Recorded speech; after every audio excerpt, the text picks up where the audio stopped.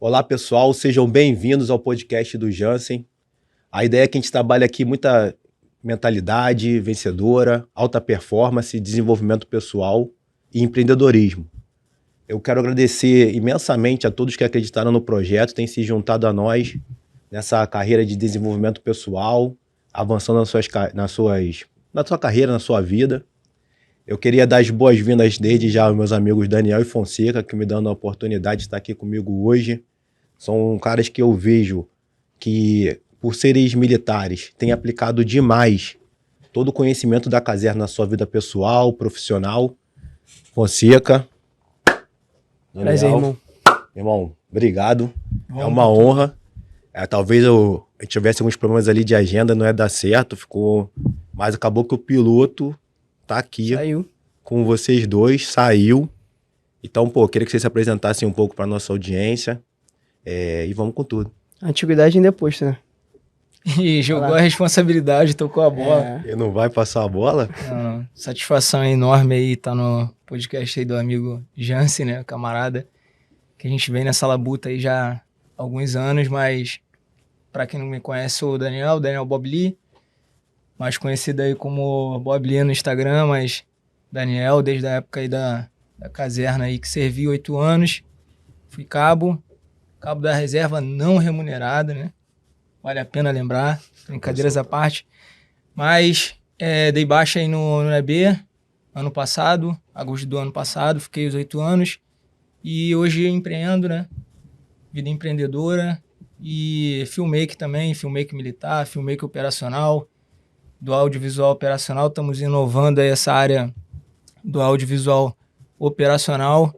E estamos aí na labuta também, na Fogo, juntos, tocando esse projeto aí de valor. Tem essa obra social também muito bacana, para quem não conhece, Fogo em Movimento. E vamos com tudo. É isso. Bom, primeiramente, agradecer ao camarada aí pelo convite, né? Quem não conhece aí, sou o Sérgio Manuel, também conhecido como Fonseca aí pra galera aí do... Carne seca. Carne seca. Secafol. Eu falei, cara, como é que eu vou chamar? Chamei ele ontem. Falei, cara, tu quer que eu te chame de Sérgio, de Fonseca, Secafon, Carne Seca. Mas eu vou tentar. Carne seca é nome de... Só chamar de Fonseca. É nome de combatente, né, irmão? Aí, bom, estamos aí também nessa indústria do audiovisual aí, revolucionando aí o audiovisual operacional.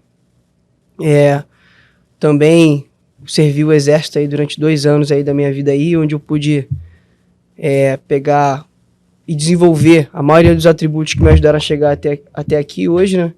E é isso aí, cara. Estamos desenvolvendo, estamos na Fogo aí também com uns ideais bem interessantes aí para desenvolver, para ajudar a galera que tá no serviço militar, tá saindo do serviço militar, quer entrar no serviço militar. E é isso aí, vamos com tudo. Vamos com tudo.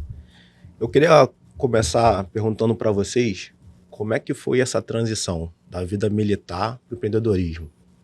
Se vocês se planejaram, se foram ali ejetados da vida militar, como é que foi essa transição, quais os valores iniciais que vocês começaram a empregar da vida militar na vida profissional atual nos negócios de vocês? Vai lá, pode ir lá.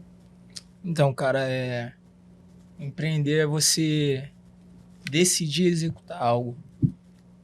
Eu não tinha nada muito bem definido quando iniciei, mas já tinha algo assim desde pequeno. Meu pai, já contei isso uma vez, mas aqui no podcast, primeira vez, né? E meu pai, cara, ele leu Pai Rico, Pai Pobre, pra quem conhece, um best-seller aí, bem conhecido. Todo mundo que tá empreendendo começa com esse livro. E, cara, ele veio com aquela ideia não de botar ali, impor que a gente tinha que fazer algo, mas era o que startou, assim, né? E aí, lá por uns 10 anos, cara, você precisa transformar 60 em 120, que era a ideia de você dobrar o que você tinha. E eu levei aquilo na brincadeira e fui fazer trunfas, fui vender trunfa, e saí para vender trufa e comecei a vender. Então, peguei aquele gosto por empreender, eu já tinha isso dentro de mim. Militar. Isso, antes da vida militar, né? E entrei já no exército com esses valores, né, cara, do empreendedorismo. Entrei já com essa garra que você também coloca muita coisa da vida pessoal antes, que você constrói antes, você leva pra vida militar. Então, empreender é o tempo todo você executando alguma coisa. O soldado, ele executa. E aí, quando você passa ali para cabo, você aprende um pouco mais sobre gestão, sobre gerir pessoas, sobre como você vai gerir uma pequena fração.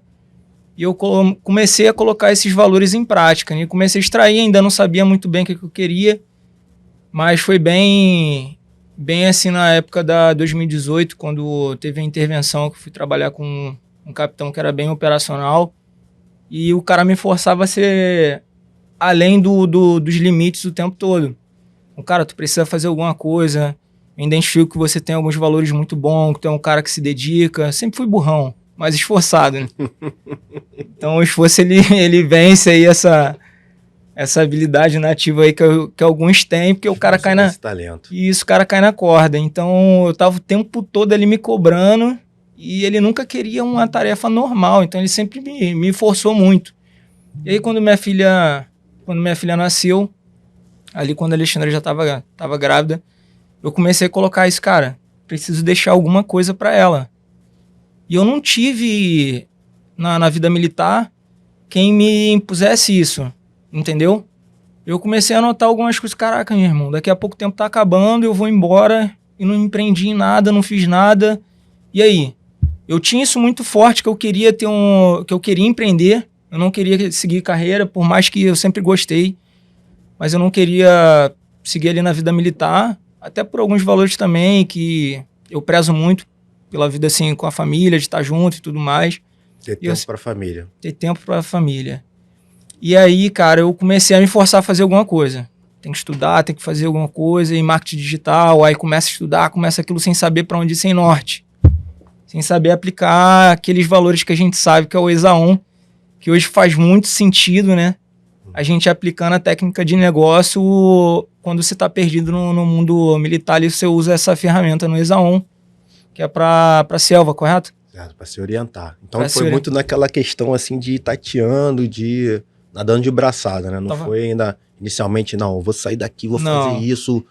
É difícil, até pelas vezes a gente é jovem, a gente não tem o conhecimento, né, necessário para já sair avançando. Então tu foi nessa de tateando e até achar o seu hoje, o que tu tá fazendo hoje. Eu fui tateando e precisava empreender. Eu tinha que me arriscar em alguma coisa. Aí você vai vendo, cara, você precisa tentar alguma coisa, testar. E eu fui testar e a primeira que eu fui, eu já fui quebrar a cara já. Já fui tomar o primeiro soco na cara, né? Depois o Jansen vai poder falar um pouquinho disso. O cara é bravo até ele tomar o primeiro soco na cara. Todo mundo tem um plano, né? Aí acabam os planos. No primeiro soco da cara acabam os planos. E eu tinha um plano e tomei o primeiro soco na cara. Mas assim, então... Essa transição, né, que você iniciou aí, foi mais ou menos dessa forma. Eu não tinha algo bem definido, mas eu sabia que eu tinha que deixar alguma coisa para minha família, né? Eu tinha que deixar uma segurança. Então, como eu fui começar a empreender, eu me arrisquei dessa forma. Então, foi durante a vida militar. Ali, 2018 para cá, foi quando eu testei ali o primeiro, foi até numa vidraçaria. E quebrei ali o carão, né? Não tem jeito, para aprender a ganhar experiência, né? E de lá para cá, vim empreendendo. Acho que a pergunta era mais ou menos essa, né? Da transição, como que foi a transição. Então, eu já estava empreendendo durante a vida militar. Então, quando eu saí, eu já tinha algo bem definido do que eu iria fazer e só tô seguindo o planejamento agora. Show de bola. E aí, Secafon? Bom, comigo também um pouco do que o Daniel falou, né? A questão do período pré-serviço militar. Eu já trabalhava com audiovisual, já tinha uma experiência com isso, mas era bem iniciante, né? Equipamento precário e tudo mais. E aí, quando eu fiz, né, 18 anos, eu pensei, falei, o que eu vou fazer? Vou me alistar, não vou? Quer dizer, vou querer servir, eu não vou? E aí, depois de eu tomar a decisão, eu fui. E aí, por eu já trabalhar com audiovisual, eu já entrei com a mentalidade de utilizar o audiovisual dentro da caserna. Certo. Né? Já empolgadão, tipo, caraca, eu vou chegar lá, vou fazer as paradas e tal, mas, enfim, a gente sabe como é que é a UNB. E aí eu, empolgadão, Ou seja, vou fazer... era totalmente paisano, né? Era. Ia chegar o general, vem aqui, eu tô aqui. O soco na cara dele foi diferente. Eu foi vim lá aqui dentro. pra filmar. Se eu tiver que marchar, fazer uma formatura de vez em Eu quando, faço, eu faço. Eu eu posso até fazer. Vou fazer esse esforço. O resto você fica à vontade pra me utilizar Bom, no filmmaker. eu só sei que eu entrei achando que ia tirar foto. Quando eu me vi, eu tava passando baia, meu parceiro. Eu tava limpando estrume de cavalo. É loucura. Foi exatamente isso. Aí, Onde é que foi isso aí? Só uma pergunta assim. Não sei. Quem é que te foi noutra formou? vida, noutra vida. Vai falar aí. Aí, entrei, a gente foi... Eu acabei caindo no mesmo quartel que o Daniel, né? Segundo RCG, aqui na Vila Militar. E... Cara, foi exatamente isso. Entrei achando que ia tirar foto, que ia viver aquela vida boa. E acabei parando na baia, passando baia ali, limpando o estrume de cavalo ali. Tirando serviço no 1 por 1, no 2 por 1. De certa forma, isso aí me ajudou muito a me desenvolver. Né? Te forçou a querer sair daquilo. Exato. Não somente isso, não só me deu uma motivação, né? Um motivo para ação, mas... Um endurance, né? Aí começa aquela uma ideia dos casca, valores, a casca que a vida militar vai trazendo Isso. pra gente, que quando... Hoje tu não tá no 1 por 1, como o Daniel falou, hoje tu consegue montar o teu cronograma de serviço que vai fazer. Fala assim, cara, não, hoje eu vou folgar na quarta, eu vou folgar na segunda. A autonomia maior. Ou tu vai autonomia. folgar todo E dia. aí tu valoriza muito mais, né? Isso. Não sei como é que foi essa construção pra vocês, mas antes da vida militar pra mim, eu já tinha trabalhado até em shopping, né? Então, pra mim, por mais incrível que pareça, a minha adaptação à vida militar foi até mais fácil, porque no shopping eu tinha uma folga na semana. Uma folga na semana era um domingo por mês. Então eram 3 segundas e um domingo por mês. Shopping é sugado. Quando eu fui pra vida militar, que eu quando não tava preso, eu tinha um final de semana quase todos os finais de semana Era em casa, inicialmente, né? Era louco. Um ou outro serviço, eu falei, cara, riqueza. Enquanto o pessoal tava reclamando, eu falei que eu conseguia ver meus amigos, conseguia ver as pessoas. Tu podia se programar, né? Eu podia me programar. E dentro dessa transição, quais os valores vocês inicialmente viram da vida militar? Você começou a falar aqui, né? Que vocês hoje aplicam diretamente, inicialmente, né? Talvez não hoje, mas naquele primeiro momento ali de transição. Com esses valores aqui eu já saí do quartel, como você falou, por aquela vida dura, aquela rusticidade que é necessária para o militar, me facilitou muito, porque depois eu estava trabalhando para mim, talvez numa dureza, numa facilidade da vida muito maior. Fala um pouco sobre isso aí. Então, como eu inicialmente falei, essa questão de eu ter saído de uma situação de conforto e para uma totalmente diferente me ajudou muito a me desenvolver. E fora aqueles atributos militares que todo mundo conhece, que é a questão de acordar cedo, fazer barba todo dia, se apresentar, cumprir missão. Essa questão de eu abdicar dos meus dias da semana, muitas das vezes dos meus finais de semana, feriado. Isso me ajudou muito a criar esse senso de trabalho que eu não tinha. Apesar de eu já trabalhar ali com audiovisual, eu tinha acabado de sair da escola, do ensino médio, estava em casa ainda, então nunca tive esse senso de trabalho, de acordar cedo, fazer acontecer. E aí esse foi um dos atributos que eu mais peguei, tanto na Baia quanto no 3º Esquadrão, que foi o esquadrão para o qual eu fui transferido depois, porque ali, cara, apesar de eu... Fiquei um tempo na Baia, sabia que tinha o serviço, que era cuidar dos cavalos, fui pro 3º Esquadrão, trabalho administrativo, eu sabia que eu tinha que cumprir um número X de missões durante aquele dia, e fazer as tarefas e concluir cada uma delas me ajudou a ter esse senso, esse workflow de falar assim, cara, hoje eu preciso resolver tais coisas, eu vou cumprir essas missões aqui. Então, pra mim, né, pra poder, hoje, como empresa, ter um norte, saber quais são as missões, qual é a prioridade e cumprir cada uma delas foi essencial, entendeu? Bacana. Eisenhower. Camarada, resiliência, gestão do tempo, gestão de tarefas e comemoração das pequenas tarefas. Muita gente me questiona, né? Como é que se motiva? Uma ferramenta poderosíssima essa aí, você gerir as suas tarefas em prioridades e comemorar conforme você vai executando, né? É o arrume sua cama. Meu irmão, já acordou, arruma sua cama, você já tem aquela Beleza. satisfação de, meu irmão, eu cumpri uma pequena tarefa. Já fiz o primeiro. Você vai cumprindo, ativando, vai checando, e no final do dia, caraca, eu comi o elefante inteiro, né? Por parte. É. Fala comigo. Cara, e assim, as habilidades, eu acho que eu troquei bastante. Tanto quando eu comecei a empreender, eu comecei a aprender valores também do empreendedorismo e comecei a aplicar também dentro do militarismo.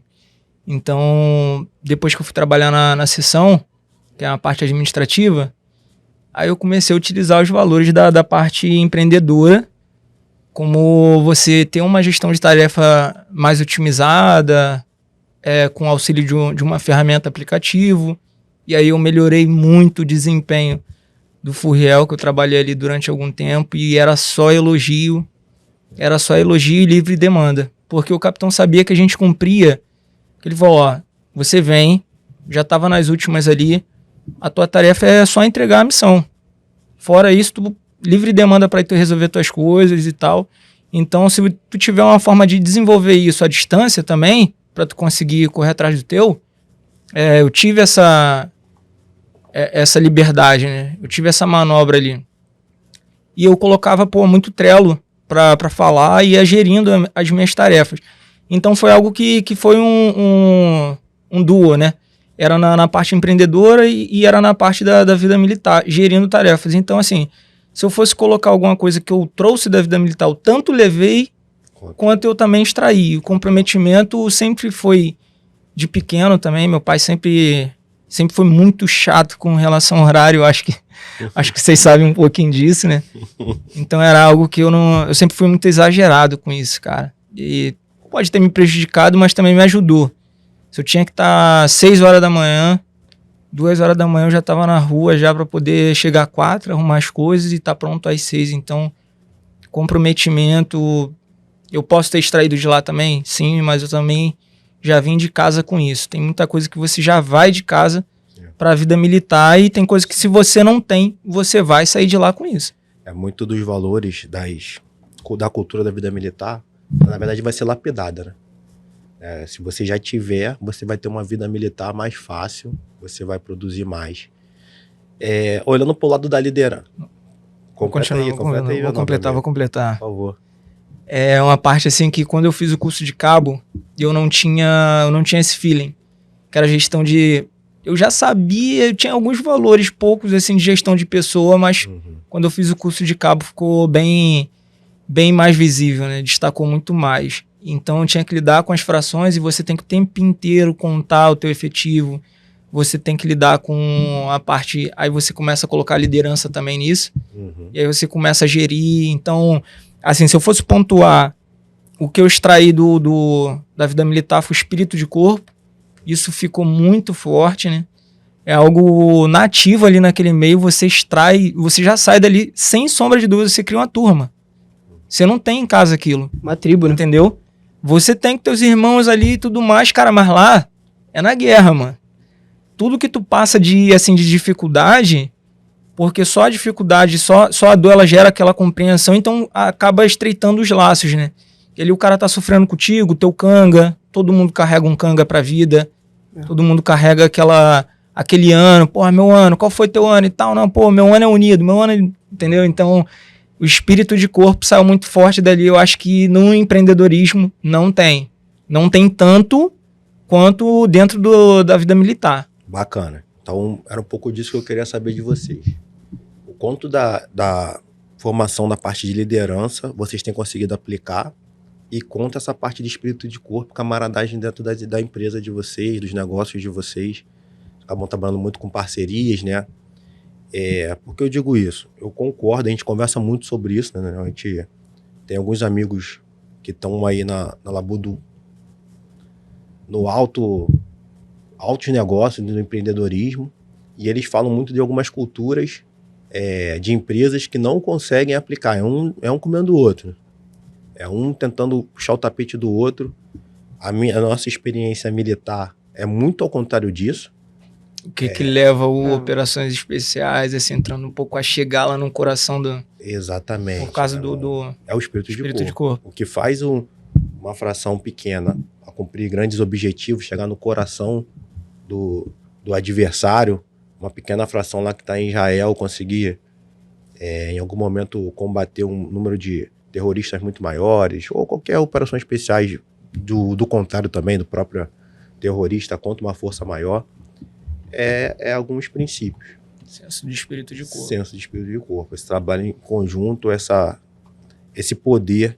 Mas, assim, especificamente, quanto vocês têm conseguido aplicar isso na cultura das empresas de vocês e na vida pessoal de vocês? Quanto vocês conseguem trazer esse espírito, aplicar, gerir e falar, cara, olha só, se você trabalhar sozinho, talvez você consiga chegar lá, mas se a gente trabalhar em conjunto, a gente vai chegar lá o suficiente para conseguir dividir por 2. Sim. Eu acho que a gente vive muito isso, porque eu acho que você vem lá de trás, cara. Como eu conheci o Daniel no quartel, muitos dos atributos ali da área afetiva que eu desenvolvi foi através de experiências e através de instruções, né? De instrutores ali que me formaram e tal, pessoas do dia a dia, alguns oficiais, alguns praças que eu podia conviver e absorver isso. Daniel foi uma dessas pessoas. E, cara, parece que por a gente, como ele falou, a gente tinha os nossos corres dentro do quartel. Então a gente tinha a nossa vida militar e já estava aqui fora empreendendo, fazendo algumas coisas. Desde essa época a gente já fazia as coisas juntos, já desenvolvia. E quando a gente saiu, parece que eu não senti tanto essa diferença, porque a gente já só continuou a impulsão. Então, essa questão de um tá cobrindo o outro, um tá ajudando o outro. O outro tá cobrindo um. Isso aí. Feedback. Então, e não foi fácil, a gente foi desenvolvendo ao longo do tempo, discussão, conversa, troca de ideia, até ir alinhando. E eu acho que também que isso faz diferença no network também, cara. Uma coisa que eu aprendi dentro do quartel, porque um comportamento normal da galera, principalmente cabo soldado, é não se misturar com os oficiais, né?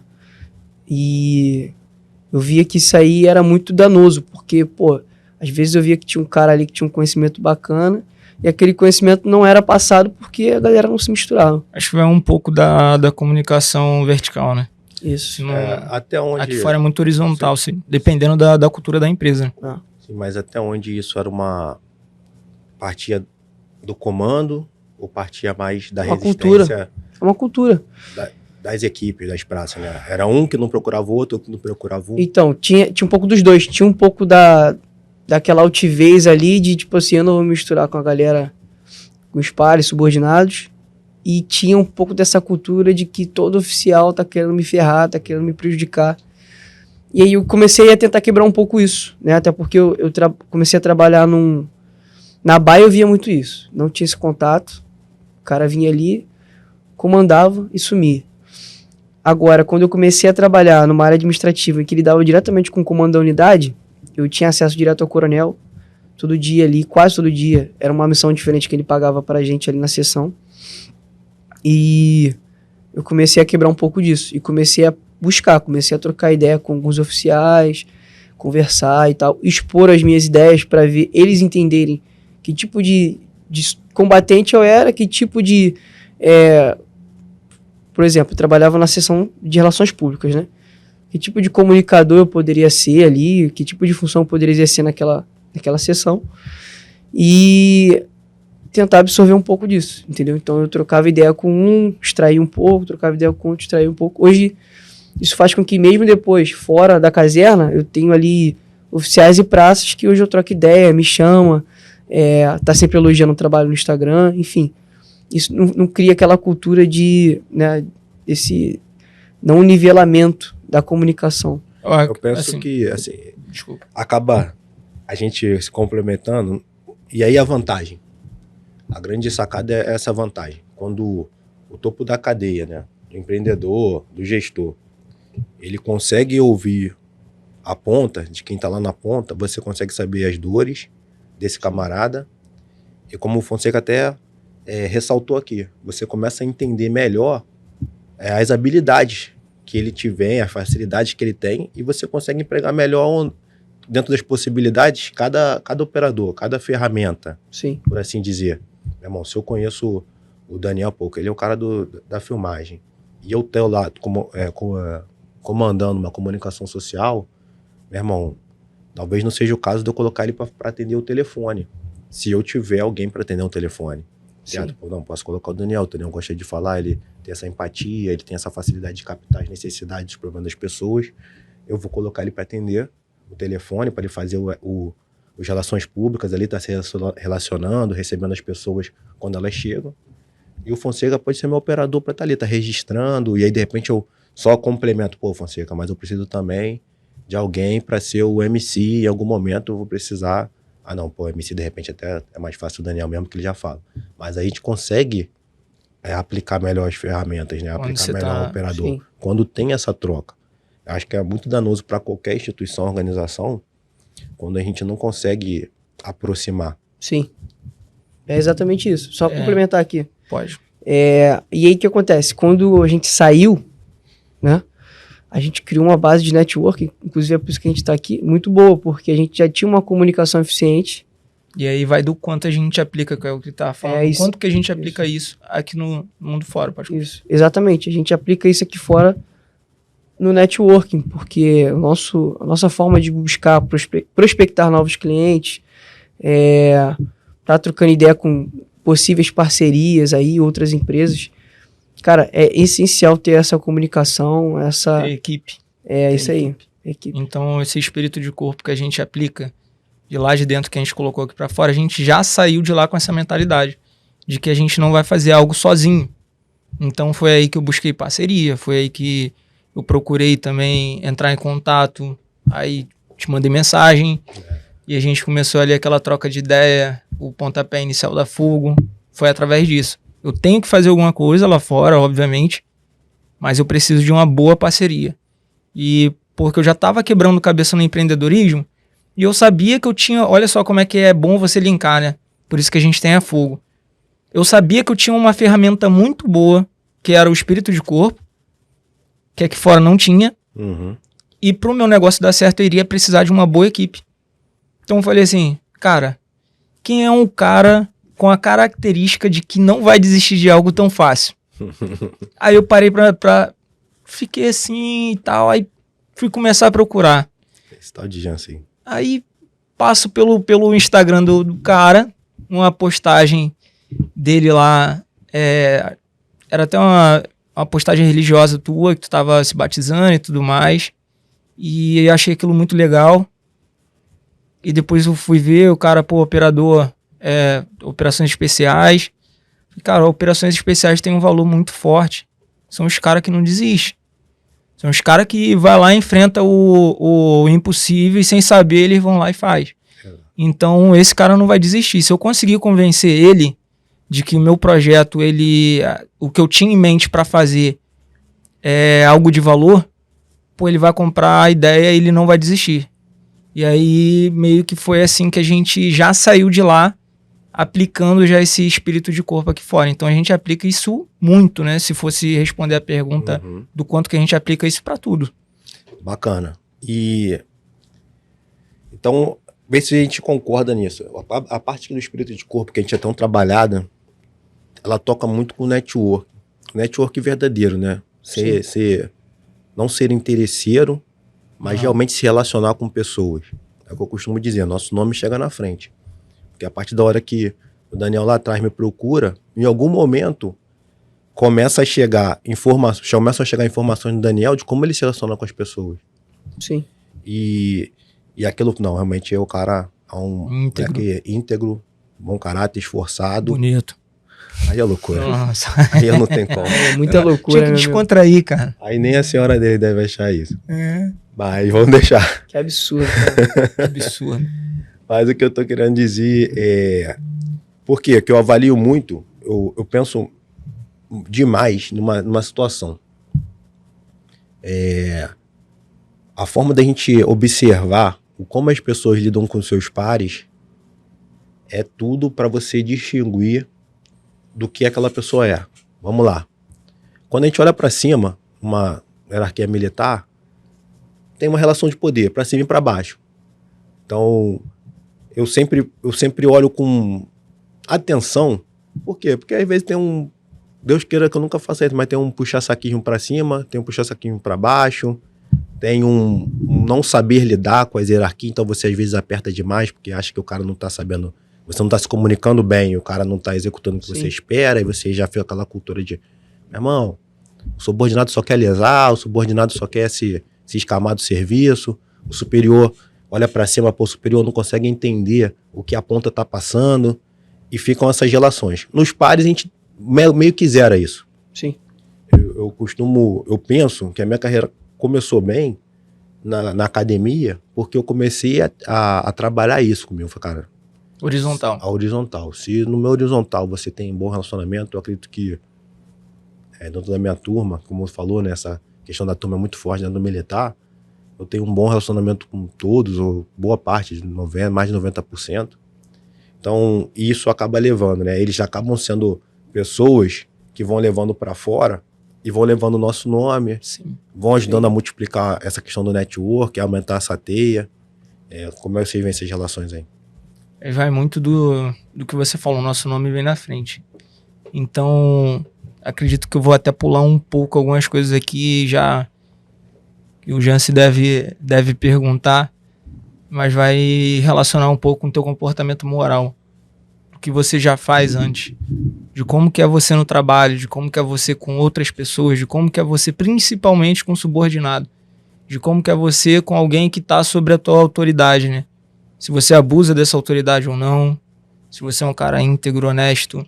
Então, se teu nome vem na frente do que você faz aí para uma boa parceria, que não é algo só de interesse, você tem que realmente conhecer essa pessoa, falando de espírito de corpo aplicado aos negócios, né? Você precisa conhecer como que ela se comporta, como que ela se relaciona. Então, vai um pouco de avaliar os graus de risco do projeto que você está entrando. Você já começa a avaliar por quem é a pessoa que você está se relacionando em parceria. Então, vou empreender essa caneca aqui dá fogo. Essa caneca aqui dá fogo, tá? Custa, brincadeira. Mas, Jabá. vou entrar com um cara nesse projeto ali. O cara me chamou para aquele projeto. Pô, é um cara íntegro. Aí, pô, quem é o Jansen? O que o Jansen faz? Então, se você não construir isso atrás, não adianta tu querer ir lá procurar algo que tu não tem, meu irmão.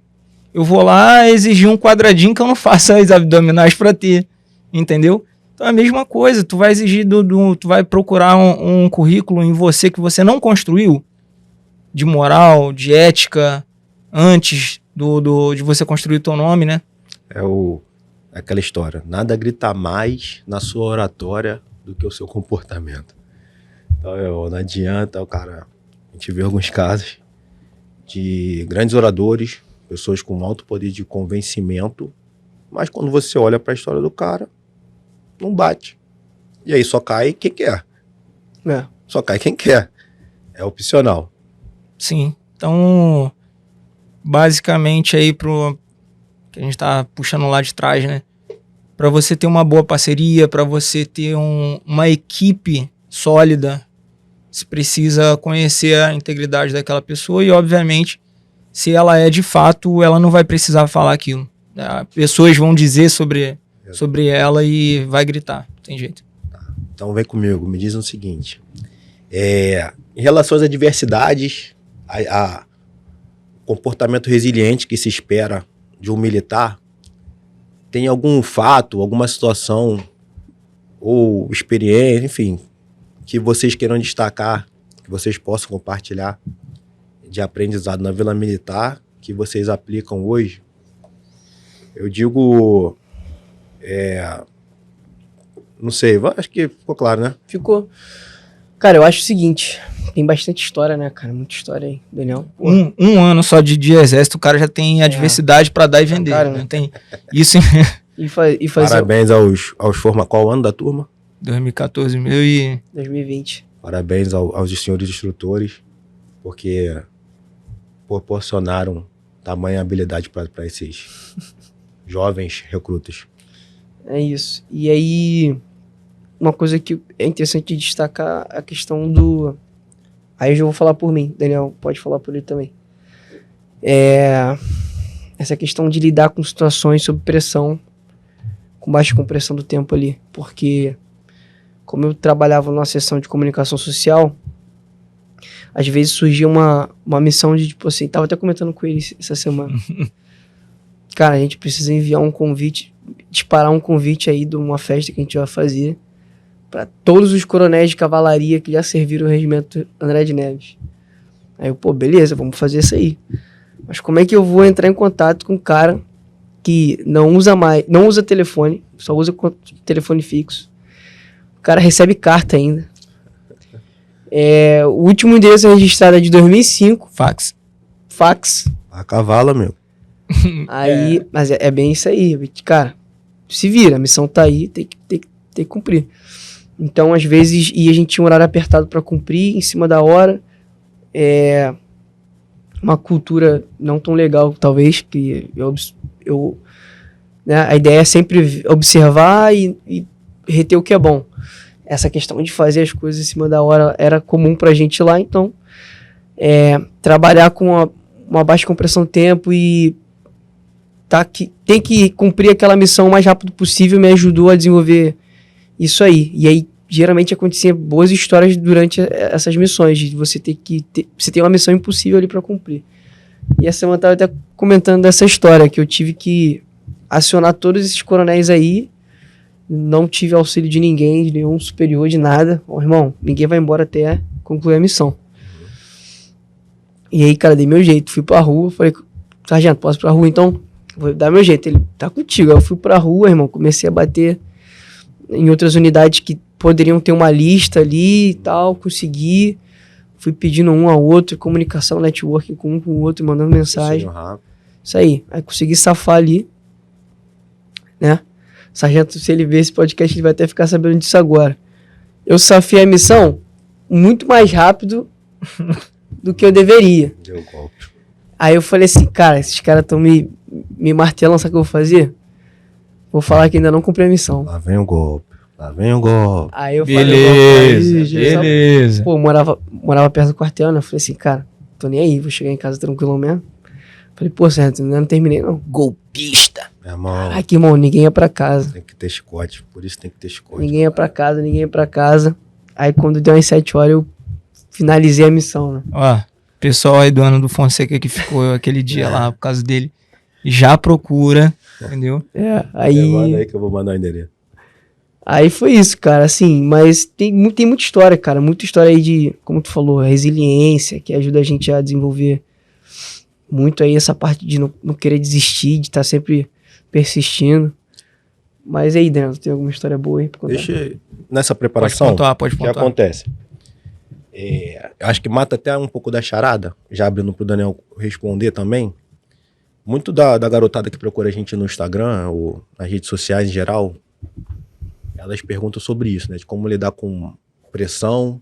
Pô, essa semana, então, acho que calhou umas 3 perguntas dessa aí fácil. Como eu lido com a pressão, como eu gerir com a alta compressão do tempo, o tempo curto para resolver as demandas da vida. E eu falo muito sobre treinar com as pequenas coisas. E eu acho que isso, a vida militar, não tô dizendo que foi uma pequena coisa para ti. Sim. Aí, né? Era uma missão razoável, tanto é que você acabou conseguindo cumprir num tempo razoável. Mas a minha experiência também é um pouco disso, né? Eu lembro do meu recrutamento, eu totalmente paisano, era muito paisano.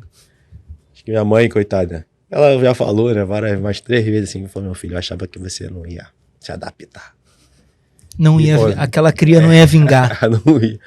E eu fico imaginando por que eu não imaginava, né? Porque eu não tinha essa disciplina, não tinha nada disso. Uhum.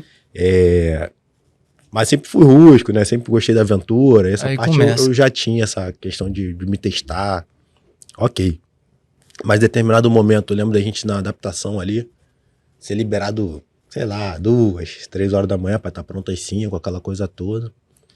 Sendo com aquela lista de afazeres, né? Lavar a farda, passar a farda, secar a farda, fazer cópia, preparar o material para a próxima instrução, limpar o alojamento que estava sujo e tal, não sei o quê. Barba.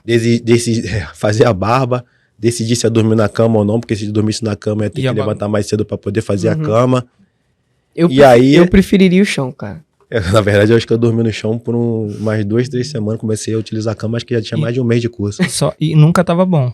E nunca tava bom. Ninguém dormia na cama, mas eu não sei o que acontecia. Na verdade, cara, tinha quem que dormisse na cama, quem testasse.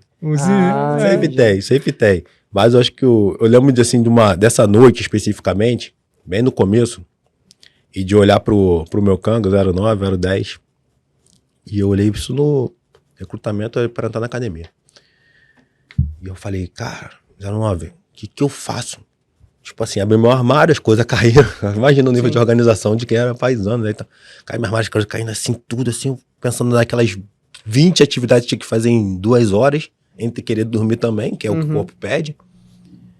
E eu, cara, o que eu faço? Aí ele, cara, olhou pra mim assim, ele já era muito mais besourado, já tinha feito, tinha vindo dos fuzileiros navais, já era policial.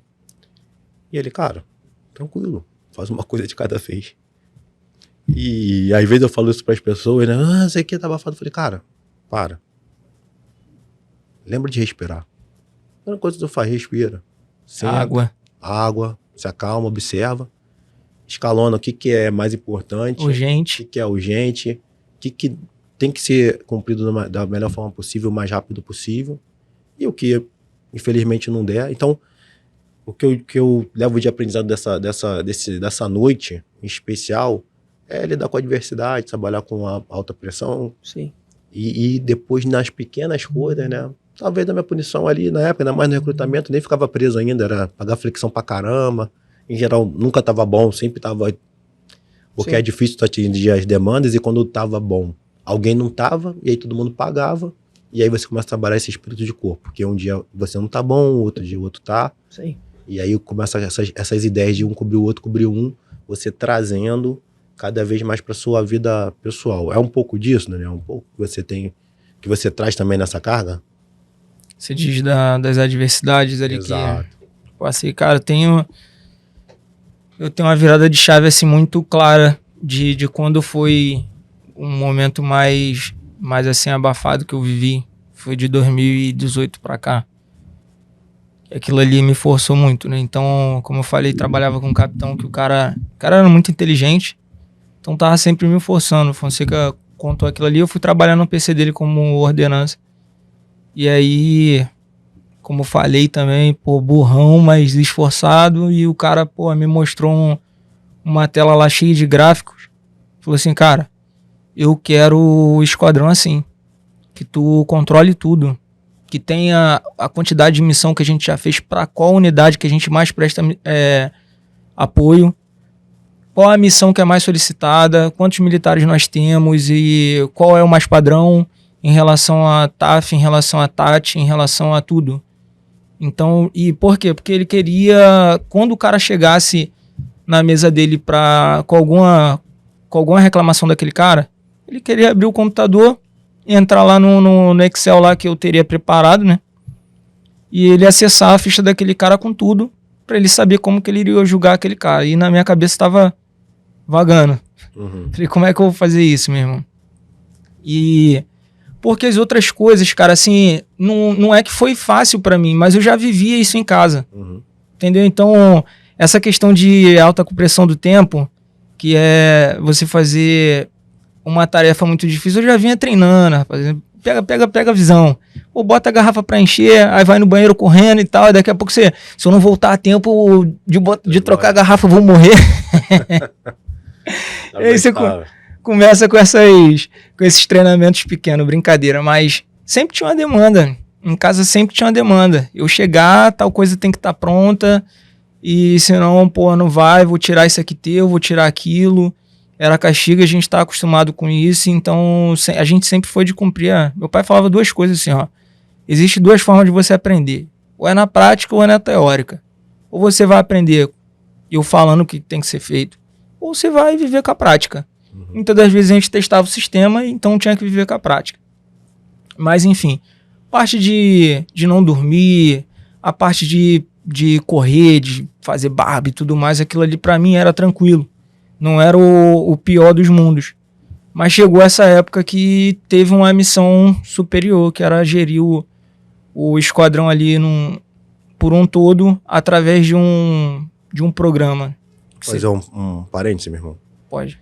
E aí acaba quebrando. Tanto nas tuas primeiras falas ali, de quando você trouxe algumas habilidades de iniciativa privada, como o próprio capitão, teu chefe, porque muita gente olha de fora e pensa que a gestão da coisa pública, ela é terrível, né? Mas olha o detalhamento que talvez ele tivesse sob a companhia dele, que ele estava executando, né? Eu sei que lá na frente vai colocar em prática, já conhece essa história, mas que é muito melhor do que muita empresa aqui fora, não é verdade? Sim. Não, isso aí é... Não, sim. Tô te falando, o cara era fora da curva. Muita gente não gostava, por quê? Porque não queria trabalhar. Então o cara que força ali o esquadrão, a companhia a ter que trabalhar, tem alguns que não gostam. Enfim, o cara era justo em relação às coisas dele e tem quem concorde e quem não concorde. Enfim, eu tive que me adaptar a isso porque eu fui trabalhar assim, ó, ou tu vai. Não quero saber, eu só quero saber se tu quer ou não, só pra saber de brincadeira, mas tu vai ter que ir mesmo. E eu fui. Então, trabalhar com isso, desenvolver a parte do Excel, eu não tinha nem o Excel básico, tive que ir pro avançado. Tive que fazer um Excel avançado já direto. Eu não sabia muito bem como fazer isso, mas, cara, eu quero que isso aqui funcione. Aí quando eu corria no YouTube, se fosse pra tu ver no YouTube, eu mesmo tinha feito, pô. Eu quero que tu aprenda. Lê o manual aí, o caramba e tal, mas tá em inglês, traduz, entendeu? Então eram essas coisas que ele foi me forçando muito a ter que evoluir e a ter que melhorar, porque ele falava, pô, se fosse pra fazer uma tarefa fácil, eu tinha pedido qualquer um. E esses desafios vieram me forçando a ter que a colocar isso em prática quando eu via algum desafio no empreendedorismo e eu aplicava essas técnicas que eu tinha sido abafado, então aquilo ali pra mim já era tranquilo. Pô, se no quartel eu tinha tempo pra fazer isso e tal, ainda tinha que fazer um monte de coisa, agora tá tranquilo. E aí eu trouxe essa parte aí também, esses desafios, quando eu apliquei ele quando eu desisti é uma opção, né? Quando eu apliquei essa parte aí do desafio que eu vivi lá dentro do EB, e eu coloquei aqui fora no primeiro negócio, quando eu comecei a gerir e vi que não era aquilo ali, eu tinha que desistir daquele projeto ali, né? Então a gente meio que vai fazendo esse link. Beleza. E quanto à vida da disciplina e a rotina militar, o que vocês carregam mais? Esse lado dos ritos, das rotinas, né? Alvorada, café da manhã, entra em forma, almoço, entra em forma, jantar, pernoite, ou a parte mais flexível do, meu irmão, cumpre essa missão agora, se vira aí, tá contigo, safana. Adaptabilidade. Qual dos dois lados vocês desenvolveram mais dentro da vida militar? O que vocês eram menos, o que eram mais? Comigo foi a adaptabilidade, cara, porque, pô, a gente sabe como é que é, né, irmão? Qualquer cantinho, qualquer tempinho tá dormindo, filho, não tem jeito. Sim. Mas, isso que até comentava, já vou agregar aqui. Eu acho que a parte do expediente ali, de cumprir as missões, não foi a parte que mais me agregou. A parte que mais me forçou a desenvolver foi durante os serviços, cara. Porque durante o serviço, eu tinha uma comunicação com vários outros soldados, cabos, sargentos ali, que eram de outros esquadrões, que eu não convivia no meu esquadrão e tal. E você via backgrounds diferentes, você via origens diferentes, famílias diferentes. E isso me deu uma visão macro. Quando senta no banco da guarda ali, tá trocando ideia com o moleque. E tora. Normal, mas assim, tu troca uma ideia com um moleque que veio de uma realidade totalmente diferente da tua, entende? Porque talvez aquela pessoa ali é diferente e tal, isso é importante. E durante o serviço, tirar serviço muitas vezes, numa escala muito apertada, me trouxe essa adaptabilidade maior. Hoje, tendo que cumprir qualquer missão, seja o horário que for, pra mim é lucro, aquilo que a gente tava falando no início. Pô, cara, se tu tá acostumado riqueza. É riqueza. Se tu tá acostumado a trabalhar todo final de semana, vai pro emprego, que tu tem um final de semana em casa, é riqueza. E o serviço militar, eu até falava isso pros moleques no banco da guarda. Eu tô até lembrando disso agora. Eu sempre falava, irmão, qualquer empresa que tu for trabalhar fora do EB, cara, tu tá no escalão por um, irmão. Ou tu acorda no quartel, ou tu acorda em casa pra ir pro quartel. Qualquer lugar que tu for trabalhar, pra ganhar talvez até menos, é riqueza, porque você vai ter mais tempo. Então, essa questão da dificuldade, eu acho que a escala de serviço foi uma parada que me marcou muito. Porque, pô, tu tá no conforto da tua casa, estudando, pá, aí do nada quartel. Irmão, serviço 1 por 1. É muito puxado, irmão. Tu não dorme direito, tua saúde fica prejudicada, mas você cria você tem esse endurance aí, né, uma casca de, tipo assim, cara, irmão, a missão tem que ser cumprida. Então você recebia muito mais, né, mano? Porque os valores que tu levou, sim, certo? Tu construiu lá, então essa parte do serviço, que era algo que você não iria construir aqui fora. Sim, lidar com diferente. Isso. E, pô, essa parada de lidar com diferente é muito interessante, porque é muita história, irmão. Você vê ali muita gente diferente. E isso aí, na hora de gerir a galera, faz toda a diferença. Porque às vezes, pô, eu como antigo já tinha uma responsabilidade com os recrutas, e só de saber o background de cada um, eu já sabia como lidar individualmente. Você saber a origem de cada um te dá uma outra visão para conseguir gerir aquela galera ali. Uma abordagem que tu aplicaria com um cara não se aplica em nada ao outro. Porque... A comunicação é diferente. Família é diferente, local que mora é diferente, cultura é diferente. Isso também me deu um pouco desse desenvolvimento da gestão ali, com a galera ali, principalmente durante o serviço, cara. O serviço de guarda, às vezes um serviço externo. Vou dar um exemplo. A gente tirava muito serviço externo ou no monumento ali da Segunda Guerra, ou no PDC, ali no Palácio Duque de Caxias. E quando você tá num serviço externo, diferente do polícia, né, que já tá na rua, pô, o cara dentro do quartel ele costuma se largar. Fora, irmão, tu tá sendo visto por todos. Então a postura tem que ser diferente. E às vezes, cara, tu falar isso pra um moleque que não tem nenhum tipo de referência na vida de postura, como é que tu vai cobrar do cara? Irmão, aqui tu tem que ter postura, tem que ter gentileza, tem que ter proatividade. Por mais que ele passe por uma formação básica, é difícil o cara mudar em 3 meses, irmão. É difícil. Ele tem aquele decoro ali pra poder não ser preso. Mas aí, quando você entende isso, aí você sabe como abordar, como falar, irmão, tá vendo que é importante a gente ter essa postura, é importante a gente se comunicar dessa maneira e tal, né? As pessoas estão vendo. Já aconteceu o caso de eu estar lá na frente do PDC, aconteceu um assalto na nossa frente, né? E como a gente não tem liberdade de poder intervir, a gente espera o evento chegar até a gente não pode ir até o evento. E aí foi até uma situação interessante, porque o cara tava sendo assaltado na nossa frente, furtado, né? O camarada puxou a mochila dele e tal. E aí o camarada que tava comigo, cara, não lembro quem é que tava comigo na hora, ali no Panteão, simplesmente falou assim, não é problema meu, caguei, entendeu? Aí o simples fato de eu pegar a tonfa e bater no gradil, já fez o cara se assustar e correr. Você tá vendo, cara? Mas isso seria por causa da cultura dele ou formação, não sei o que tu iria... Por conta disso, essa questão da cultura e o background de onde ele foi formado, onde ele foi criado. Essa questão, tipo assim, cara, eu vou fazer o mínimo que eu puder. E o resto não é problema meu. E os fracos que se quebrem. Dentro disso aí também não existe uma subcultura, às vezes, nas instituições, da questão do voluntário. Meu irmão, eu não vou ser voluntário pra nada. Se tiver que bancar, eu até banco, trago minha carcaça. É isso. Mas o cara subculturas, porque eu acredito que nenhuma instituição defenda isso. Sim. E não defende mesmo, né? A gente Não tem defende. iniciativa, proatividade.